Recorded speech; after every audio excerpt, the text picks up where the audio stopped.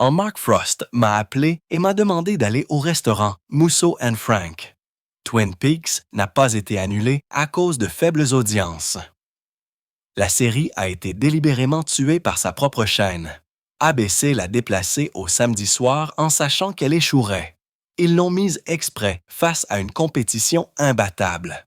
Même quand Aaron Spelling a offert de payer une 3e saison entière de sa propre poche, ABC a quand même dit non. Il ne s'agissait pas d'argent ou de téléspectateurs. Il s'agissait de quelque chose de beaucoup plus sombre.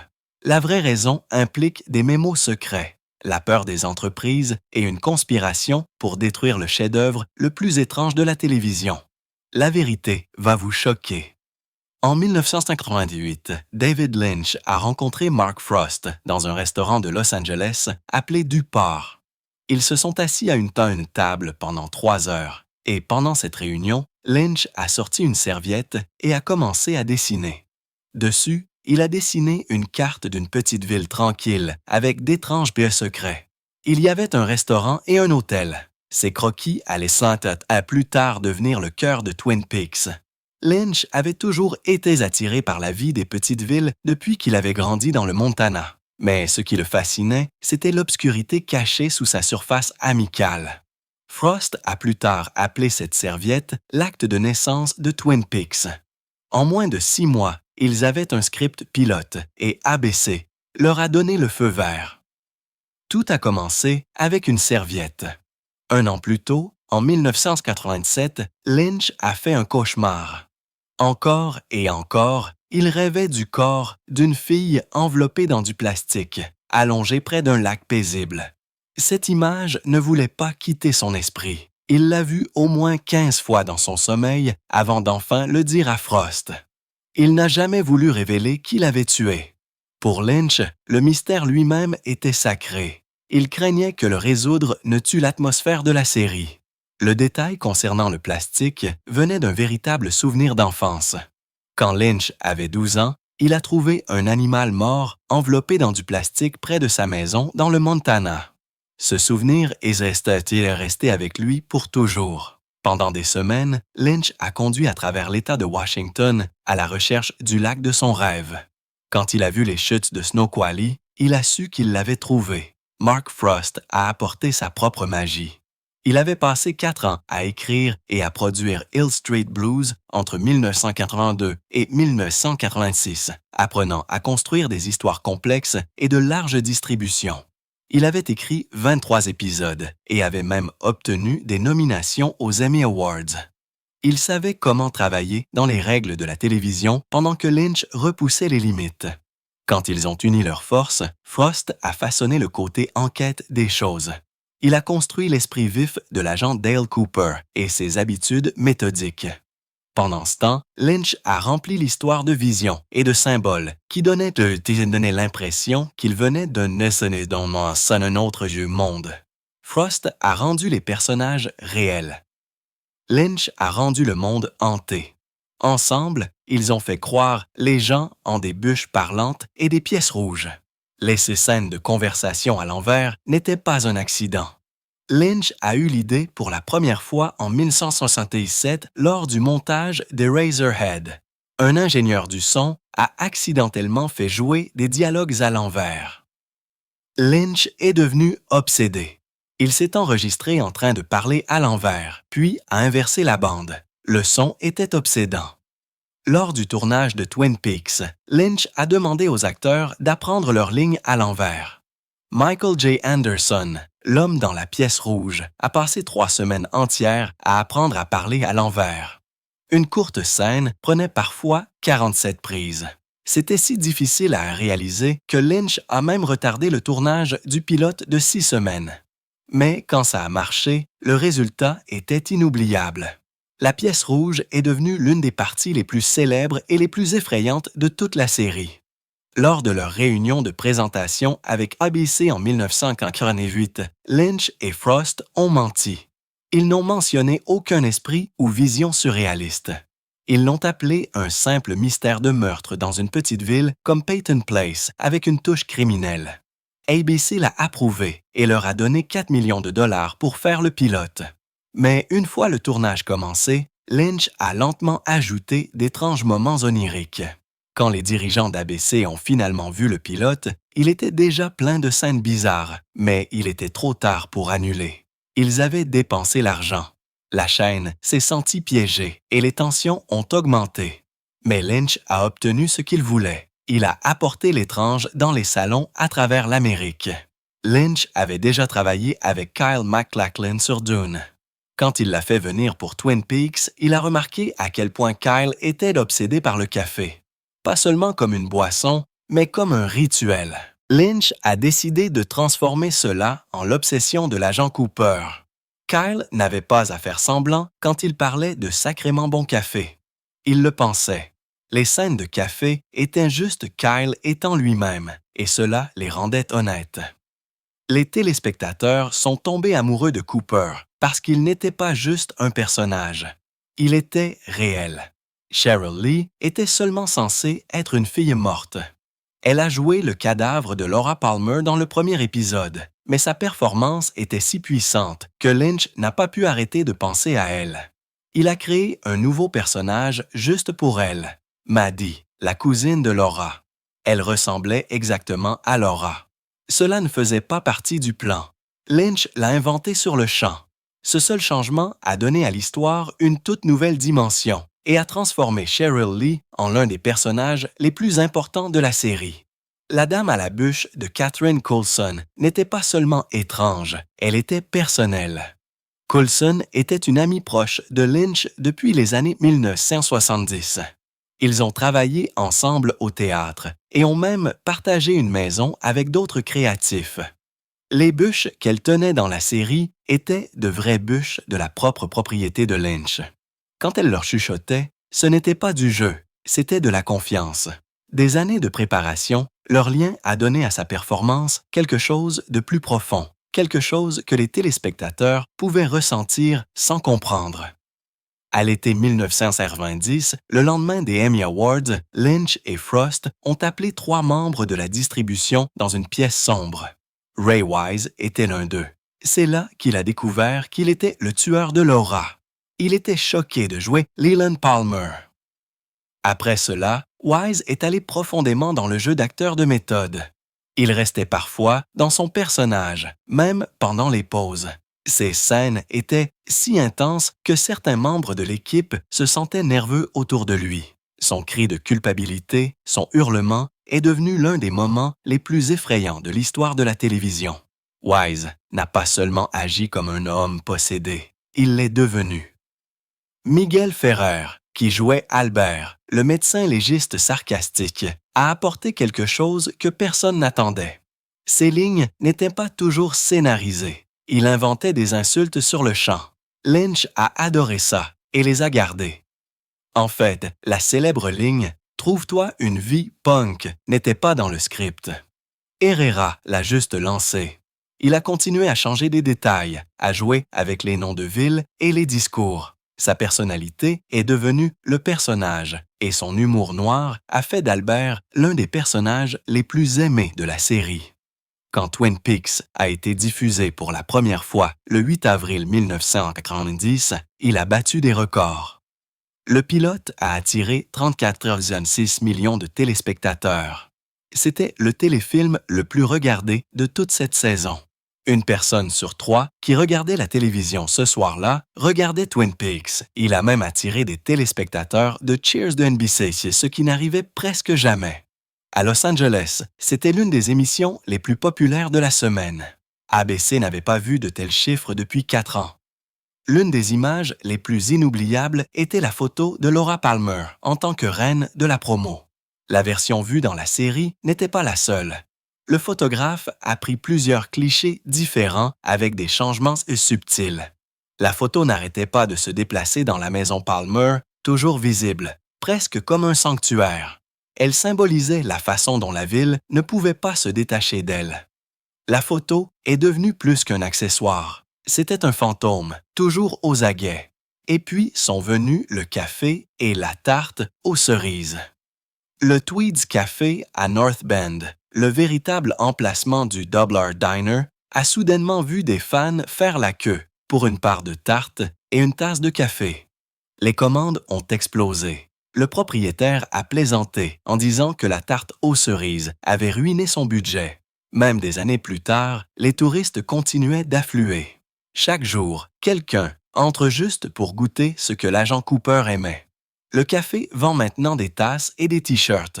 D'autres restaurants à travers l'Amérique ont créé des menus spéciaux. Ce n'était plus seulement une série. Cela faisait partie de la vie réelle. La mode a également changé. Les gens ont copié ce que les personnages portaient. Les poules surdimensionnées de Donna, les vestes à carreaux et les chaussures de sport sont soudainement apparues dans les rues. Les costumes mélangeaient les styles des années 1950 avec les tendances de la fin des années 1980. La palette de couleurs des bruns, des verts, des rouges et des bleus est devenue emblématique même 30 ans plus tard. Les blogs de mode disent toujours que Twin Peaks a l'air intemporel. Les designers s'en inspirent encore. Ce que les personnages portaient a façonné le style d'une génération. En 1980, quelque chose d'étrange s'est produit dans les coulisses de la télévision américaine. Thomas Murphy, le PDG de Capital Cities, qui possédait ABC, a convoqué une réunion privée avec Mark Frost, le co-créateur de Twin Peaks. Ce qu'il lui a dit ne ressemblait pas à une conversation d'affaires normale. Murphy a dit qu'ils étaient en train de libérer une sorte d'Ebola numérique dans le monde avec la narration. Il ne plaisantait pas. Il était sérieux, même effrayé. Il croyait que la série était dangereuse, pas seulement risquée pour les audiences, mais quelque chose qui pouvait infecter l'esprit des gens. Il dirigeait une entreprise conservatrice familiale, et cette série ne ressemblait à rien de ce qu'ils avaient diffusé auparavant. C'était sombre, c'était surréaliste. Et Murphy ne le comprenait pas. Mais le plus étrange, c'est qu'il avait en quelque sorte raison. La série s'est propagée comme un virus dans la culture pop, dans d'autres séries, dans la façon dont les gens pensaient à la télévision. Cela a tout changé et cela a effrayé les gens qui étaient censés être aux commandes. Les dirigeants d'ABC ne savaient pas quoi faire avec Twin Peaks. Ils paniquaient. Ce n'était pas le drame télévisé habituel. Ils ne suivaient pas les règles. Ils mélangeaient la romance de feuilleton avec l'horreur effrayante et des scènes étranges et oniriques. Cela les a déconcertés. Un dirigeant a dit qu'il avait l'impression que Lynch et Frost avaient inventé une nouvelle sorte de mathématiques que personne d'autre ne pouvait comprendre. C'est à quel point ils se sentaient perdus. Ils ne pouvaient pas mettre la série dans une case, et cela les terrifiait.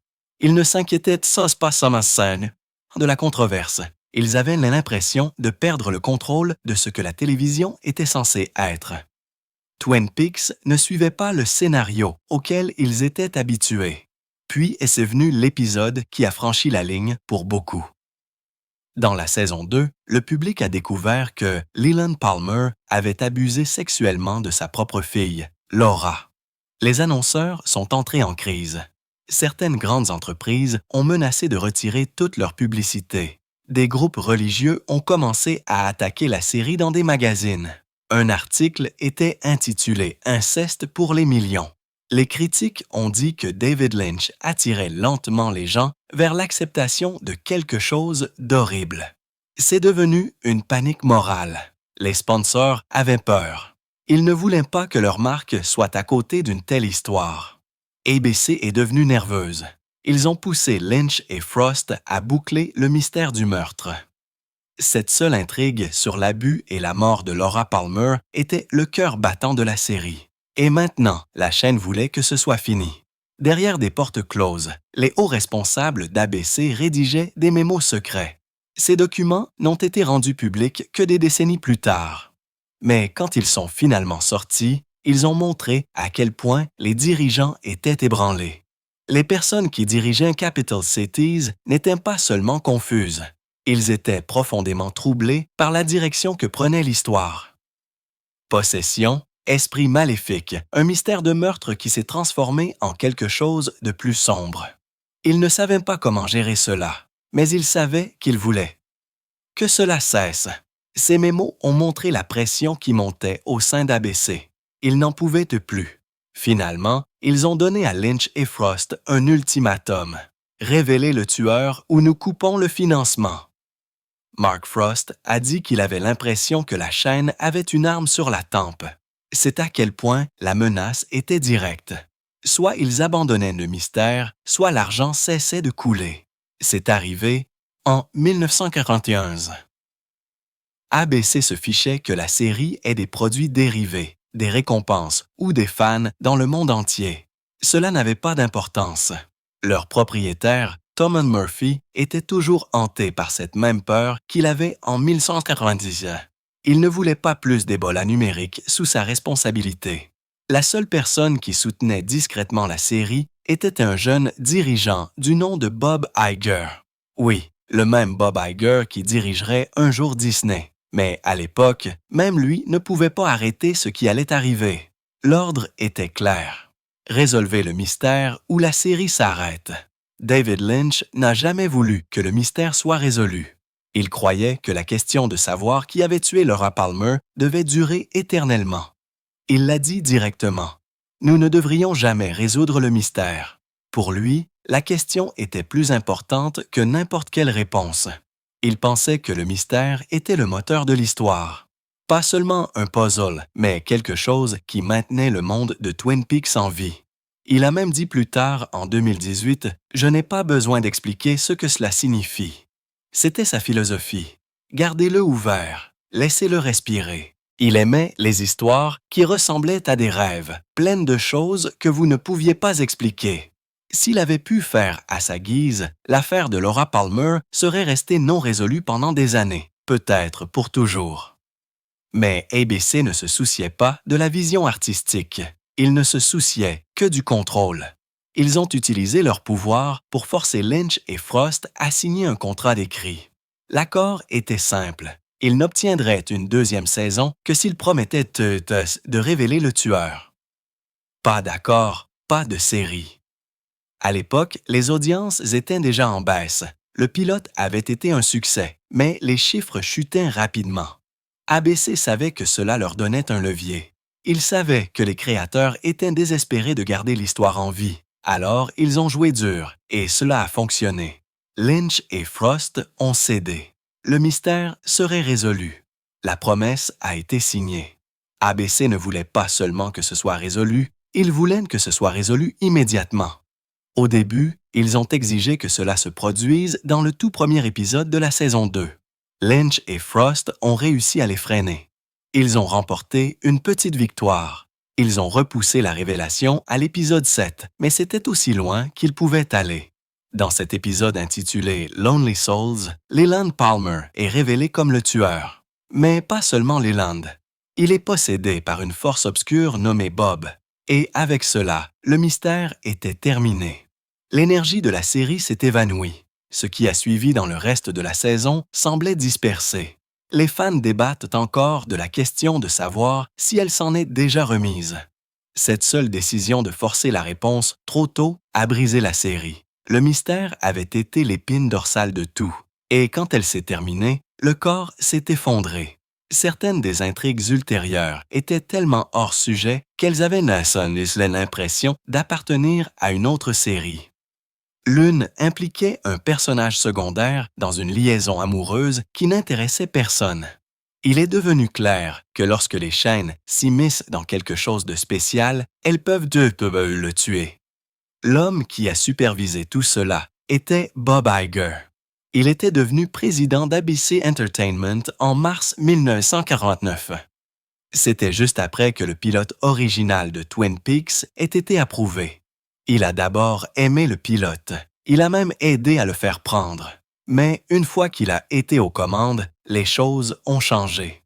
Iger n'était pas contre la série, mais il n'aimait pas sa lenteur. Il pensait que le mystère traînait en longueur et il pensait que ce n'était pas bon pour les affaires. Il se concentrait sur l'obtention de résultats et le style à combustion lente de Lynch ne correspondait pas à son plan. Quand ABC a forcé David Lynch et Mark Frost à révéler qui avait tué Laura Palmer en novembre 1990, Lynch n'était pas simplement en désaccord. Il est parti. Il n'est pas parti lentement. C'était une protestation claire et délibérée. À partir de l'épisode 7 de la saison 2, Lynch a disparu du processus créatif. Pendant les 14 épisodes suivants, la série a complètement perdu sa direction. Lynch était tellement furieux contre la chaîne qu'il n'a même pas dit à Ray Wise, l'acteur qui jouait Leland Palmer, que son personnage était le tueur jusqu'à juste avant qu'il ne filme la révélation. ABC avait déjà publié des annonces dans les journaux, criant « Enfin, samedi 10 novembre, découvrez qui a tué Laura Palmer. » Vraiment, Lynch n'avait pas le choix. Il était coincé. Pendant que Twin Peaks dérivait sans lui, Lynch s'est plongé dans d'autres projets. Il s'est concentré sur son film Wild at Heart et une exposition d'art à Tokyo. De retour dans la série, les choses se sont désintégrées. L'écrivain Harley Peyton, qui n'avait jamais rien réalisé de semblable au monde surréaliste de Lynch, a été jeté dans le rôle de showrunner non officiel. Il n'avait planifié que jusqu'à l'épisode 9, donc tout ce qui a suivi a été inventé au fur et à mesure. Mark Frost était également principalement absent, travaillant sur son film Storyville. Peyton devait maintenir la série en vie avec à peine des conseils. Les résultats étaient bizarres et aléatoires. Les téléspectateurs ont vu des reconstitutions de la guerre de sécession, des références extraterrestres et des intrigues qui ressemblaient à des feuilletons. Rien de tout cela ne ressemblait à Twin Peaks.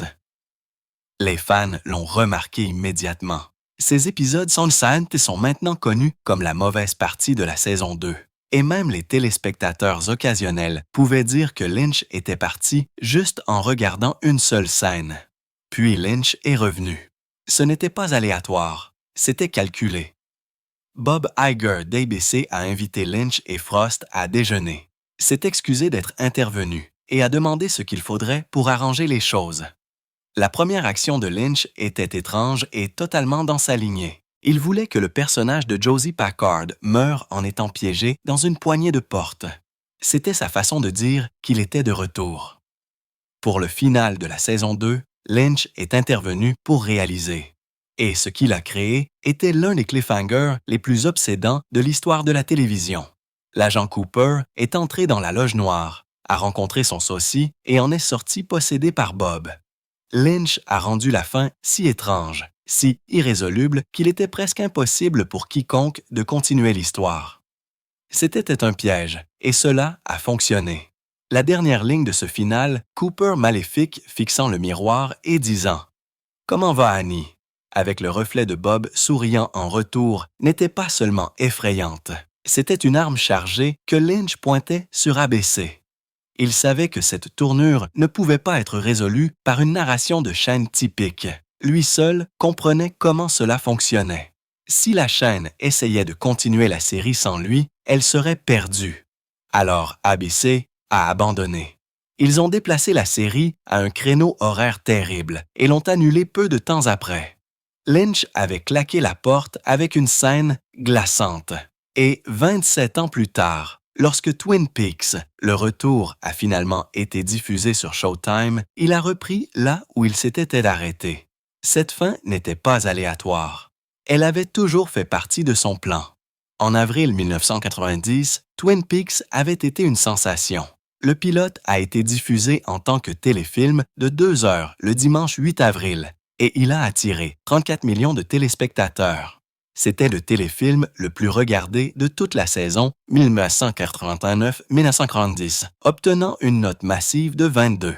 Quand la série a été déplacée au jeudi à 21h00, elle a continué à battre des records. ABC n'avait pas vu d'aussi bonnes audiences depuis 4 ans pour ce créneau horaire. Elle a obtenu une note moyenne de 16,2, soit environ 14,9 millions de foyers. Même Cheers, l'une des séries les plus puissantes de NBC, a perdu des téléspectateurs au profit de Twin Peaks. Tout le monde en parlait le lendemain. Les dirigeants d'ABC ont appelé cela le syndrome du refroidisseur d'eau. Mais ensuite est venu le désastre du samedi soir. Quand ABC a déplacé la série dans la saison 2, elle s'est effondrée. Le nouveau créneau horaire était connu dans l'industrie comme le cimetière de la jeunesse du samedi. Et il a été à la hauteur de son nom. La série est tombée à la 75e place du classement. Elle est passée d'une note moyenne de 16,1 en saison 1 à seulement 5,9 en saison 2. Le chef de la programmation d'ABC l'a toujours qualifié de grand succès d'audience, ce qui n'avait aucun sens. Tout le monde pouvait voir que c'était une mort lente. Les samedis soirs ont tué l'élan, le buzz et l'impact culturel. Tout a disparu en quelques semaines. Plus étrange encore, Nielsen a remarqué quelque chose que personne n'avait vu auparavant. Quand Twin Peaks a été déplacé au samedi, les fans n'ont pas changé de chaîne. Ils ont juste arrêté de regarder la télévision pendant ce créneau horaire. Des millions de téléspectateurs fidèles n'ont pas cherché d'autres séries. Ils sont sortis à la place. C'était du jamais vu en 1989.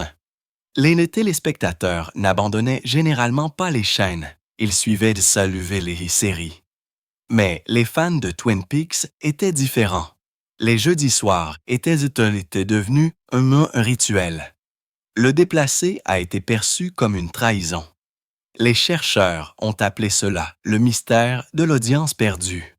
Le créneau horaire était devenu partie intégrante de l'expérience. L'enlever a tout changé. Cela empire. ABC n'a pas seulement abandonné la série, ils l'ont sabotée. Ils ont programmé Twin Peaks directement contre la puissante programmation du samedi de NBC, sachant qu'elle ne pouvait pas gagner. Ce n'était pas un accident. Des sources internes ont confirmé plus tard que c'était délibéré. Les dirigeants d'ABC voulaient annuler la série, mais avaient besoin d'une excuse. En la mettant face à une concurrence imbattable, ils ont obtenu ce qu'ils voulaient. Les audiences ont chuté, le buzz a disparu et la chaîne avait sa justification. En coulisses, c'était un démantèlement silencieux d'une série qu'ils ne voulaient plus soutenir. Et pourtant, il y a eu un dernier effort pour la sauver. En juin 1991, juste après la fin de la saison 2, Aaron Spelling Productions a offert de financer entièrement la saison 3. Ils n'offraient pas seulement de l'aide, ils étaient prêts à couvrir 100% des coûts. Ils avaient déjà coproduit la série et détenaient les droits étrangers par l'intermédiaire de World Vision Enterprises. Spelling a vu la valeur mondiale de Twin Peaks et était prêt à agir. ABC a toujours dit non. Il ne s'agissait pas d'argent, il s'agissait de contrôle. ABC ne voulait plus le style de Lynch sur sa chaîne. Peu importe le succès ou le financement qui l'accompagnait, l'argent était réel. Les diffuseurs internationaux imploraient pour plus de saisons. World Vision avait déjà vendu la série à l'étranger et la demande augmentait. CBS acquérait plus tard ses droits, montrant à quel point ils étaient précieux. Le public européen en particulier aimait le monde étrange de Twin Peaks. Il y avait des profits garantis assis sur la table et ABC est parti. La plupart des chaînes se seraient battues pour ce type de revenus mondiaux. ABC a refusé, choisissant les audiences nationales plutôt que le succès international. Même les fans ont tout essayé. Un groupe appelé Co-op, citoyens opposés à l'arrêt de Peaks, a inondé ABC de plus de 10 000 lettres. Ils ont envoyé des beignets, des bûches et de la crème de maïs aux dirigeants. Un week-end, ils ont bloqué la messagerie vocale d'ABC avec 163 messages et ont même arrêté le télécopieur. L'effort a fonctionné temporairement. ABC a ramené 6 épisodes de plus au printemps 1991, mais ils ont été diffusés hors de l'ordre et dans un mauvais créneau horaire, assurant l'échec. Les fans ont même organisé quelque chose appelé Opération Belette de Pin, où ils ont acheté des produits annoncés pour montrer à la chaîne qu'ils étaient des clients précieux. ABC a ignoré tout cela. Robert Iger, alors président d'ABC Entertainment, a publiquement rejeté toute la campagne. Et pendant que les fans se battaient pour sauver la série, il y avait une autre mine d'or silencieuse qu'ABC a ignorée.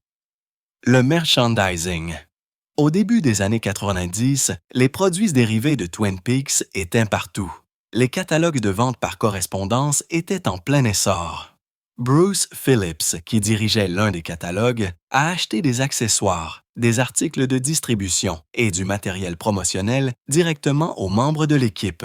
Il s'est même rendu à l'étranger pour en obtenir davantage. Après l'annulation, Lynch Frost Productions a organisé une grande vente d'accessoires à Los Angeles. Les gens ont tout acheté. Le café, la tarte, les hiboux, les bûches. C'était plus que des symboles, c'était des profits. ABC a tout laissé derrière elle. Puis, est venue la réunion finale. David Lynch s'est assis avec les dirigeants d'ABC dans l'espoir d'avoir une autre chance. Mais ce qu'ils lui ont dit était clair. Ils ont dit que Twin Peaks ne représentait pas le type de télévision que ABC voulait faire. C'était après tout l'impact, toute l'influence et tout le succès. Lynch avait seulement accepté de travailler à la télévision parce que ABC avait promis une liberté de création. Maintenant, il la reprenait. Mark Frost a dit que la chaîne était devenue complètement contrôlée par un état d'esprit d'entreprise qui ne se souciait pas de l'art. Il voulait un contenu sûr et prévisible.